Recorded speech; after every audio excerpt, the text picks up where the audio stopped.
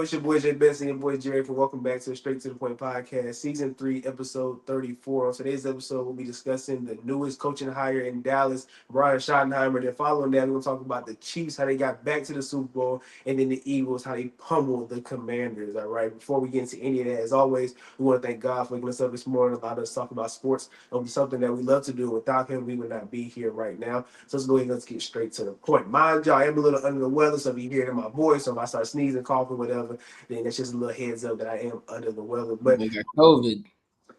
I do not have COVID. But let's go ahead and get let's go ahead and get this thing started. All right, with the Dallas Cowboys, they just hired Brian Schottenheimer, who was in that organization.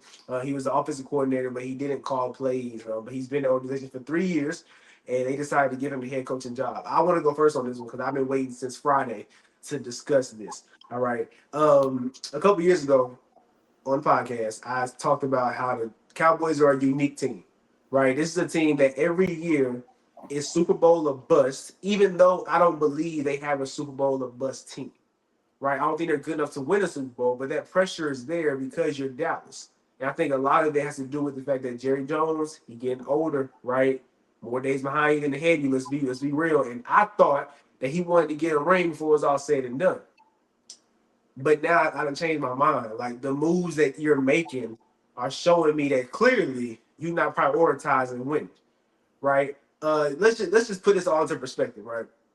The weekend of the NFC Championship, featuring two teams in your division, the Commanders and the Eagles, right? Two teams that operate differently from you, and the results show, right? The Eagles are a team that consistently adds talent to their roster every single year, right? They just added Saquon Barkley, big boost to this roster. You could have added Derrick Henry, but you did. Right, look where they are. Look where you are. The Commanders just hired a qualified head coach in Dan Quinn, a coach we saw go to the Super Bowl. Yes, he choked that big lead, but he got there. Right, then we saw him as a defensive coordinator in Dallas do really, really well. So he was qualified. The Commanders hired him, right, and he got his team to the NFC Championship his first year with not even that good of a roster. Y'all just hired Brian Schottenheimer, who was the OC for your team, and he wasn't even calling plays. Look where they are. Look where you are. Right? Like, so you seeing two teams in your division go to the championship game, and this is the news that you give us the weekend of the NFC Championship game. Like, I'm not. It would be ignorant for me to say that Jerry Jones don't know what he's doing. That's just ignorant to me.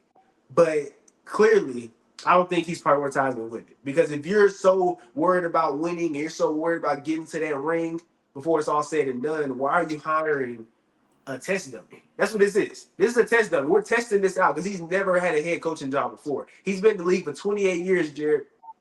9 different franchises. Never had a head coaching job.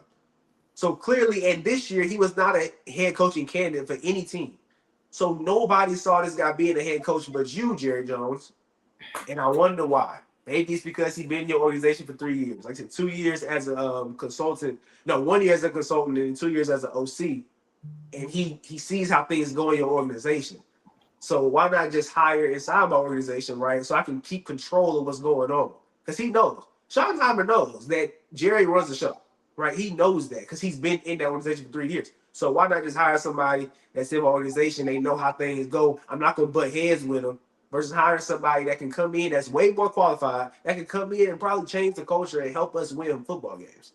Like, this hiring to me doesn't make any sense. And I honestly, to be honest with you, I feel bad for Cowboy fans because there's no way you can look at this hire and have hope going into next year. All right, so Jerry, what was your reaction to the news? Um, I think it's Jerry being Jerry. Like at some point, I think it's him just trying to tell us to kiss his tail. He holds the power of the franchise. Like this is my franchise. I'm gonna do with my franchise as I please. So I was very shocked because I didn't think they were gonna get Dion, but I heard of a lot of other coaching candidates that they were really interested in, and it's funny to me that like you said he hired a guy he's never been up for a head coaching job. Okay, we look at his coaching history, assistant, wide receivers coach in college, tight ends coach in college, quarterback coach, offensive coordinator, offensive coordinator, quarterback coach, offensive coordinator, passing game coordinator, coaching analyst, offensive coordinator, and now head coach. I don't think I've ever heard of a somebody that was a coaching analyst just 2 years ago, 3 years ago, get a head coaching job in 3 years. You're a coaching analyst. That's not, And then something that's funny is I heard people discuss how when he was in San Diego, he was the quarterbacks coach for San Diego Chargers from 2002 2005. Mind you, this is around the time that Drew Brees came into the league. Drew Brees first came into the league. For you that don't know, he had a stint with the San Diego Chargers before he went to the New Orleans Saints. Drew Brees did not look like the same Drew Brees that we saw in New Orleans when he was in San Diego. Okay, like this, it's not making sense to me. Like the man, if you look at all of the teams he's coached and all of the offenses, every single time he's been an offensive coordinator, he's never coached a team. He's never had like a top 15 to top 10 offense. Never. And like you said, he wasn't even calling plays last year. And this is the guys you hire. Like I said, I think this is Jerry sticking it to the media. He's sticking it to everybody because it's like I'm gonna do what I want at the end of the day. Y'all keep trying to tell me what to do. Y'all keep telling me I need to step down as the GM. Y'all keep saying as long as I'm living, the Cowboy. As long as some people say as he's living, not as long as he's the GM or the owner. As long as he's living, the Cowboys won't go anywhere because he's gonna keep making dumb moves. So man, you know what? Come be the head coach, son. That's basically what that told me. Like I said, he's abusing his power right now. I'm gonna be honest with you, but there's nothing nobody can do about it because he's the owner and the GM. So he's going to do with that franchise as he sees fit. All I gotta say is, if you're a Cowboys fan, if you're a diehard Cowboys fan, I'm not gonna lie, I feel sorry for you. I do too. I really do. Now, if you're one of those wishy-washy Cowboys fans, escape immediately. Evacuate. Go find yourself another team. I beg you to do that because this team is going nowhere anytime soon. Yeah. Anytime soon. So that's all I got to say about it, man. I'm very shocked. Yeah, I think that also he downgraded. Like McCarthy, we can argue that he was a product of Aaron Rodgers. Like people can make that argument. But he had three straight 12-win seasons with you. Now, you and me, we have agreed that the non-success in the playoffs, is not falling on Mike McCarthy, in our opinion. We think Dak Prescott went big. That's what we think. But some people just refuse to believe that. So I think Mike McCarthy didn't deserve to be. I mean, he didn't get fired. They just parted ways. But I would have did everything I could to keep him here because since you've been here, we've been winning games, and unfortunately, we can't get over that hump. And I don't think it's McCarthy's fault. I think it's Dak's fault in my opinion. And then this year, of course, Dak gets hurt. The team is just not good all around. And you have, what, 7 wins? Something along that line. So I think they downgraded for sure. And just look at some of the other names these are the names that they interviewed, right? They interviewed Leslie Frazier, the assistant head coach in Seattle. He was the head coach in Buffalo as well, right? So he has head coaching experience. Kellen Moore, who was on your staff.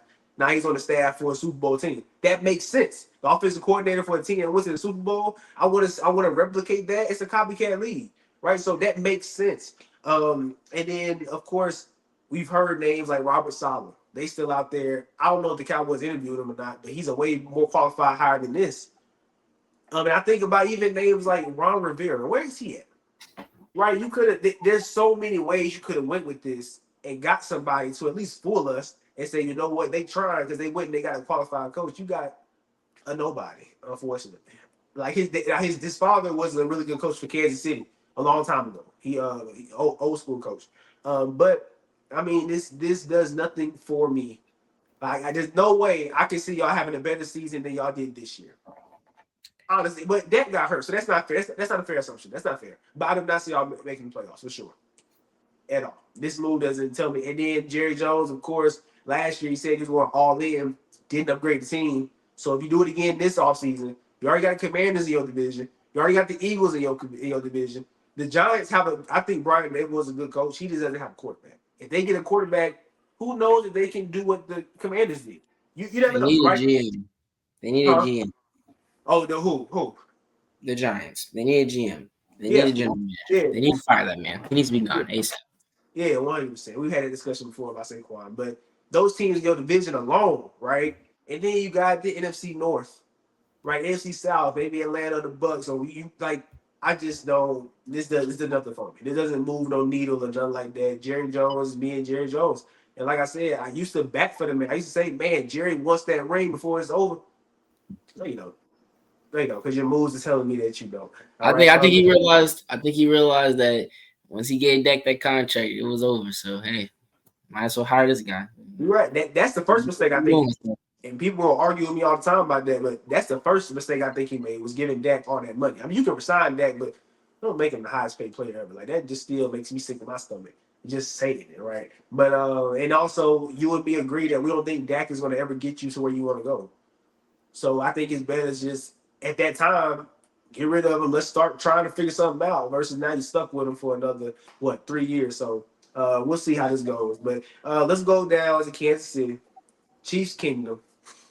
Jerry said they're gonna be back. Yeah, Jerry said they're gonna win it all, but they are back. So they're one step closer to Jerry's prediction.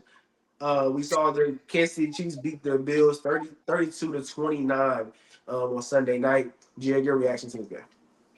Another classic. Another classic. When the game started off and they were going back and forth, I was like, oh man, it's gonna be another close one. But I nowhere in my mind did I think the Chiefs were gonna lose. Okay, they like at some point I've seen a lot of people start comparing this to the Warriors and Rockets rivalry back when they had James Harden and Steph and KD and all them.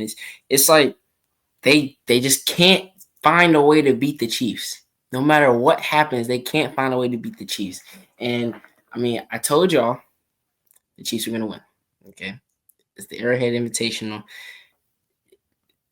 If y'all bet it against the Chiefs, I try to warn you, but it's okay though. What I saw was Mahomes stepped up. You might not believe so, but Mahomes stepped up. Mahomes played a good game of football. He did what was necessary to get the win. He made plays when necessary, made plays with his leg, made plays with his arm. He took care of business, and then on top of that, his defense got to stop when it mattered. That's the thing I knew coming to this week was his defense can get a stop. We've seen this happen numerous times, but what people were really questioning was we haven't seen the Patrick Mahomes of old this season. We haven't seen Mahomes be Mahomes and do all the magician magic work and throw the ball down the field consistently and really make plays on offense. The offense looked stagnant. They looked dead the whole entire season. But I knew that this postseason is something different. Like, in my opinion, I've said this numerous times. He was coasting in the regular season. Coasting. We're winning games, and we're winning games with our bad offense. We'll take it because we know how to turn it up a notch when it comes time for playoff time. That's the difference between the Chiefs and a lot of other teams. They can turn it on and turn it off. Not a lot of organizations. If you're not accustomed to winning, you can't do that. But they are, and they know how to do that. And for everybody that's out here saying, "Oh, the Kansas City refs and the Chiefs and it's scripted and they're tired of this," stop watching football. Then, if you think it's scripted, don't watch the Super Bowl. Boycott the Super Bowl. How about that? No. First of all, I do believe it was a catch. A 50-50 jump ball will always go to the wide receiver. If you go back and if you look at the tape, he gets both hands on the ball. At one point, one hand does come off the ball, but he still has a hand on the ball. When the ball taps the ground, I've seen a lot of people say it should have been incomplete. When the ball touches the ground, it doesn't move, it doesn't juggle, none of that happens. The ball stays in the same place that it's in, the same position when it hits the ground. And after it hits the ground, we see that there is 50-50 and he gains possession. Anytime you can go look in history, if you know your rules, if you know the facts of the game, a 50-50 jump ball will always be rewarded to the offensive player, no matter what. So that's the correct call. And then the 4th and 1, it's so very hard to see. And the fact that the original call on the field was that he was short, I think there just wasn't enough to overturn it. There's a lot of bodies in the way and a lot of all this. We don't really know where the ball is clearly. And we also don't know when they originally blew the whistle dead. So if the original call was whenever I found out that the call on the field was originally that he was short, I knew it was going to stand. Because in those clips, there was not enough to fully overturn the call. And even if people want to say it was clearly a first down, that's fine. Because when it all was said and done, Josh Allen had 3 minutes and 33 seconds. 3 minutes and 33 seconds to go score a touchdown or go score a field goal, and you tie the game, you can go to overtime with Mahomes. We know how that might have ended, but you're still alive. You still have a chance. And great call on fourth down by Spags. Great call to send in the corner blitz. He came in free. Now, mind you, Josh Allen, hey, look here, man. I'm going to clap for you right now. That was a great play. You still managed under pressure, falling away to get the ball in the perfect position for your receiver to catch the ball. Was it kind of a tough catch? A little bit. Should it have been caught? Yes. They drop the ball. Mahomes goes out there and he gets the first down and seals the game. That's it. That's the bottom line. The bottom line is the Chiefs won the game. That's it. If you want to talk about all the controversial calls, the Bills had a chance. And Josh Allen and the Bills couldn't come up with it. That's it. So once again, Patrick Mahomes in the Super Bowl, what he's used to, what we all should be used to by now, and he's chasing that three-peat. Three-peat loading. I look, Dalton Kincaid, you gotta catch that ball. Period. You just talked about Xavier Worthy's catch. Which catch was harder, Xavier Worthy catch or the Dalton Kincaid catch? Xavier, 100%. So the Chiefs are going to make those plays. You got to make those plays too. There's no excuse. I think that game was, first of all, it was a great call by Spags, right? Defensive coordinator for the Chiefs. A great call. And you got to catch that ball, bro. Like it was a great play by the defense, but also Josh Allen gave you the chance. He gave you a chance. That's all you can ask for. Is a chance in that situation. You being pressured. I'm thinking, okay, man, this game about to be upset. He chunked it. I thought it was gonna be picked, honestly. I thought he was just throwing it. But he actually threw it to somebody and they couldn't get the ball like that. You got to catch that ball. I'm sorry. I know you're a younger player, a year two player, but you gotta catch that ball. I want to start off by saying I feel bad for Josh Allen because he belongs on the same field with Mahomes. Like he belongs. I watched that game and I'm seeing him going back and forth. Like he belongs. We saw the game a couple years ago when it was the 13 seconds left, right? They went back and forth. He belongs on the field with Mahomes. He's that talented. He just can't get over the hump. And in this game, I think that coaching was a big factor, right? I'm not trying to diminish Mahomes at all. Mahomes is really, really great. I'm not taking nothing from him. I still have guys ahead of him, but that don't mean I'm disrespecting him, right? I still think he's really, really good. But on those QB sneaks, Tony Romo said this, and it's either one way or the other. Josh Allen either goes always left or always right. I think it was always left. He always goes left on the QB Always sneak. left, always left, always Always left. left. The Chiefs picked up on that. If Tony Romo's on there, I know Spags and that defense knew, and that's why the QB sneak wasn't as effective. All year we've been seeing the Bills run the QB sneak, and it works because Josh Allen is big; he can get those yards. But in this game, they started struggling with the QB sneak at the end because you keep going left. So that's just obvious to stop that. And then secondly, when you look at the Mahomes, the third down conversion, right? The two third down conversions, I believe. I think it was two third down conversions in the game that ended it, right? And it was both little dump offs to the running back, both easy little dump offs, and like you and me could have made that play. That's how easy the coaches make it for Mahomes. Even though we've seen Mahomes be great in certain moments, but in crunch time, the biggest moments of the game, it's easy, right? That means you're getting out coached by a long shot. Because if it's Mahomes, I'm gonna make Mahomes make a play. I'm gonna make you in this game by throwing your little. Remember the Super Bowl? He was like basically laying on the ground. He threw the ball, or make a. You have to make some spectacular play to end this game. But both of those third down conversions was little dump offs to the running backs, right? Easy. Like these coaches, like the coaching staff of the Chiefs is almost perfect, right? They outcoach everyone, and if you don't have a the manpower, you got to have the coaching staff.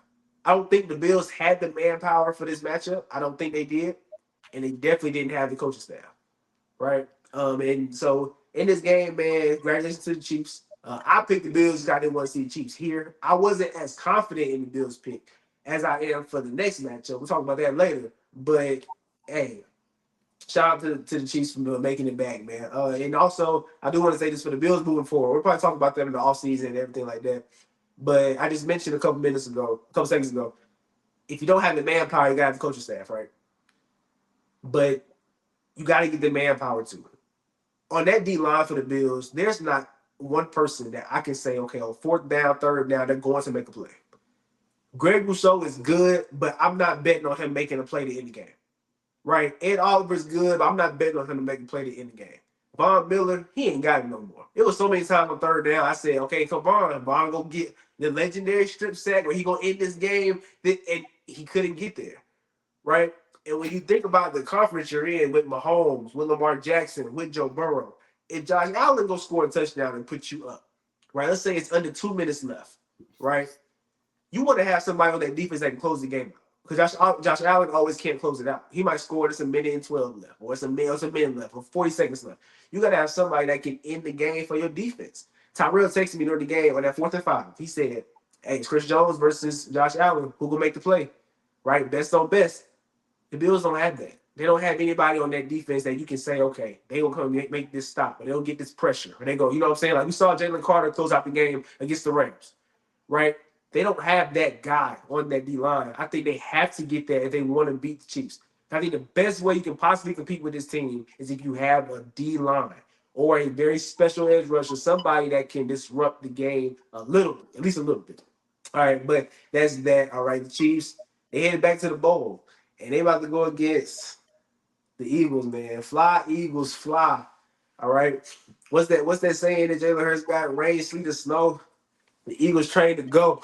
Okay, that Eagles train. We saw that Eagles train going full force on Sunday versus the Commanders. All right, the Eagles beat the Commanders 55-23. They won by 32 points. All right, Jared, what was your reaction to the Eagles game?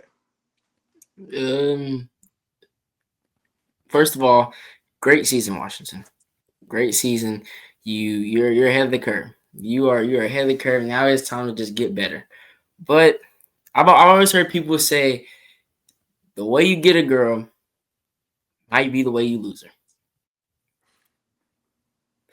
The way y'all won these two playoff games is the way y'all lost this playoff game.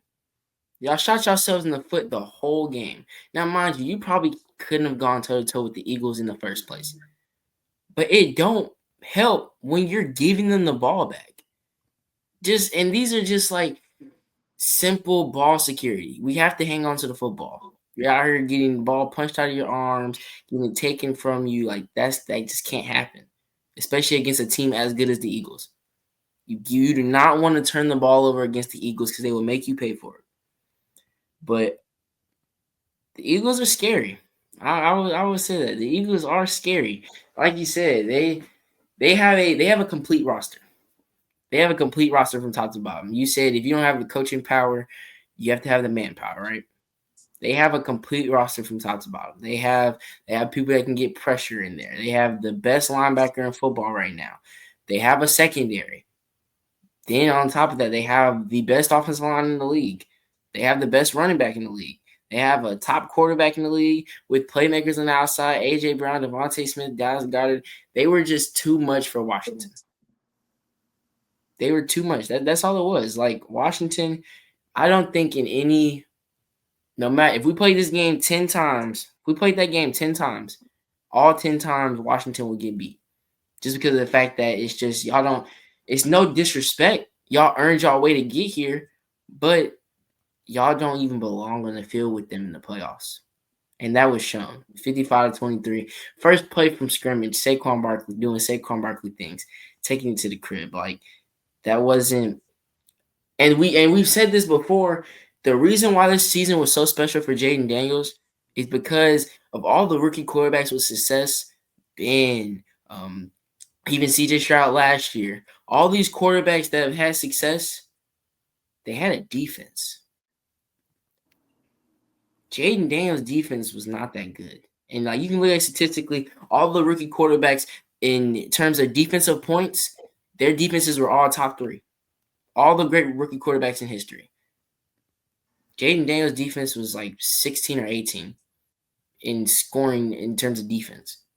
Like they didn't have the defense to hold up to give Jaden Daniels a chance. They just didn't. They were gonna fall behind, and the Eagles were gonna keep scoring. That's what the Eagles did. They kept scoring, and it looked so easily getting down the field. I mean, Jalen Hurts just throwing the ball around, them just running the ball. Like it looked so easy.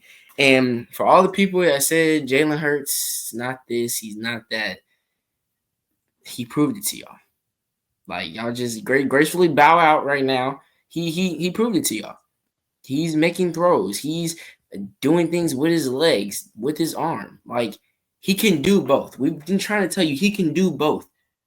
But when you have the best running back in football who's approaching the most rushing yards in a like a whole complete season, including postseason all time, why am I not gonna want to hand him the ball 30 times? What you're supposed to do. That is how you become a great team. When you find what works, keep using it till somebody stops it. That's what teams don't do enough. When they find something that works, they'll try to go away from it just because. No, if I can run the ball all the way to the Super Bowl, I'm gonna run the ball all the way to the Super Bowl. That's what they did. So now they're hoping that they can run the ball all the way to the Lombardi Trophy. But Washington, you're ahead of schedule. But what I will say is you have to watch out now. Dan Quinn, you have to watch out now because now there's going to be unnecessary pressure applied upon y'all for the coming years. Jaden Daniels, unnecessary pressure applied upon you for the next coming years. You can't have a bad season, Jaden Daniels. You just can't. The public will not allow it. The media won't allow it. Because you had such a great season this year, if you have a bad season from here on out, they're going to try to call us a fluke. They're going to try to diminish what you did your rookie season. Dan Quinn, they're going to try to diminish this season. Oh, they had a little Cinderella lucky run. But mind you, you're still ahead of schedule. There's a lot of needs you have to address. But since y'all had success, people are going to be expecting y'all to get back here or at least a division around next year. People are going to, for some reason, put Washington in early talks of Super Bowl contenders. Teams to look for coming out of the NFC. So Washington, just get better, get your roster better, be in the same position next year. Jaden Daniels, get better. Find a way to get better. Just get better, keep improving. But they were just outmatched. That's all it was. Simple as that. We talked about a lot of things for the Bills and Chiefs game, but this was just you were outmatched. Not a lot you can do about that. So Eagles Chiefs, part two. Part two. You're right. And just to piggyback off what you said about the Commanders, the Commanders had the third most cap space going into this offseason. Right? They got 90 million. So the pressure is on. You're right because y'all have showed this early success. Now we're gonna be expecting it moving forward. And I think that it's easy because they found their guy. Like we just gotta be real. Jaden Daniels he's that guy. He just is. He is a difference maker. They found a difference maker at QB. And when you find a difference maker, all you gotta do is load the roster up with talent, right? And you'll be just fine. The Eagles, to me, are the prototype in the NFL for building a really good team because you're not gonna find a Mahomes. Like that's just let's just be real. Like that's just not gonna. You're not gonna go to the draft and find a Mahomes. That's unlikely.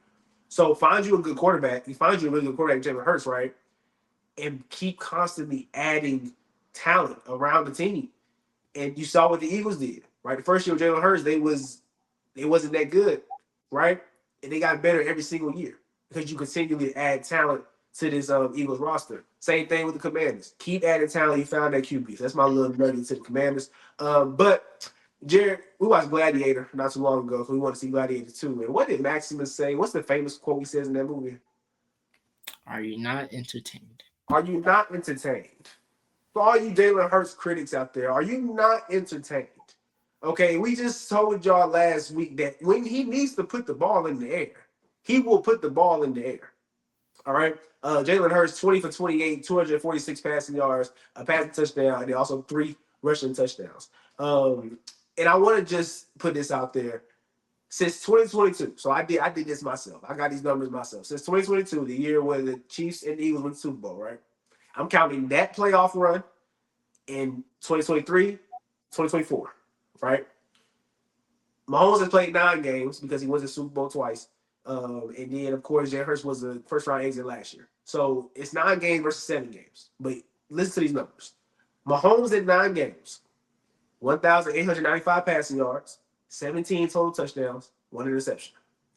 Jalen Hurts in 7 games, mind you, 2 games less, 1,334 passing yards, 15 total touchdowns, and 0 interceptions. Those numbers are very similar, right? Of course, Mahomes got more passing yards because he played 2 more games. But Jalen Hurts is playing at such a great level in the playoffs. The disrespect is just not warranted. I don't know why everybody keep doubting this man. I don't know why everybody keep disrespecting him, say he can't do this, can't do that. All I see, he's in the numbers. I just compare this man to who everybody's about to say is the GOAT if he gets his 3 feet. That's why I just compare his numbers to. They look almost the same. So the slander for Jalen Hurts is not warranted, especially on this show. All right. But watching that game, like you said, the Eagles got too much. They do. And you said the Commanders shot themselves in the foot. I think the Eagles just bullied them. I think those fumbles, like it's one thing if Jaden Daniels was missing passes, right, because the lights too bright, or they were dropping passes because the lights too bright. They was that ball was getting punched out. They was getting that ball out, right? On that special teams play, that dude literally hit the ball. He barely hit the body. He hit the ball and the ball came out. Like they want to take the ball from you. And the problem is they not gonna turn the ball over. So once they take the ball from you, you really out of luck because they're not gonna get it back, right? So that's one of the best things about this Eagles team is their turnover ratio.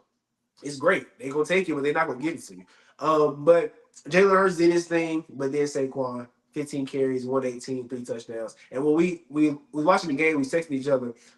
That first drive from the Commanders, it made sense. Take off as much time as you can, drain the clock. Right? They went for it, I think twice on fourth down in that drive. They got down the field, ended up setting up a field goal. But it took off a lot of time.